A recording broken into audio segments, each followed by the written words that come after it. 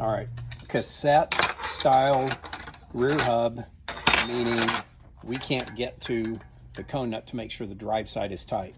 So on these, the first step is to flip it over and loosen the non-drive side nut. You'll notice this is very thin. When we tighten it, we'll have to be careful not to over tighten it.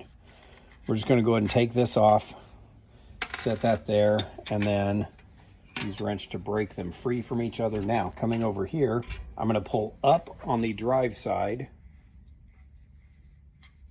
while unscrewing the non-drive side with my finger underneath. I've now gotten this high enough, I can put the cone wrench on that and verify those are tight before I do anything else. They are tight, so we're good to go. So I'm going to keep going.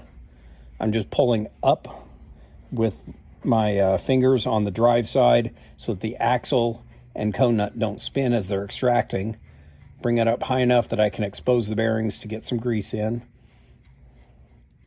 That's plenty. Now I'm going to hold the non-drive side with my finger so it stays up.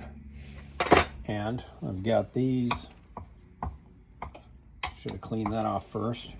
Might want to do a part 2 after this. Yeah. So put a little grease in there, and now we're going to flip it upside down just like that. Push that straight up. That side's done.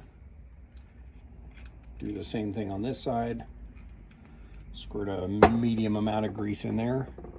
Screw this thing down until it starts to contact the bearings. I'm going to wipe the old grease off. I'm going to screw this down until it just starts to contact the bearings. But now I have to stop and hold it up by that while I screw the drive side at the bottom. I'm going to screw it in to draw this cone nut down without turning, because I don't want this cone nut to turn as it slides into the bearings. There we go. That's greased. Put the spacer back on. Put this back on. Check that. There's no play. Of course, these are totally loose. And now barely tighten them together. Check it. There's a tiny bit of play, which is actually about what we want. So I'm going to tighten those a tiny bit more. And now tighten the inner and the outer together on the non-drive side. There's some play there, which is good. Tighten a little more. There we go. That's maybe 100 inch-pounds.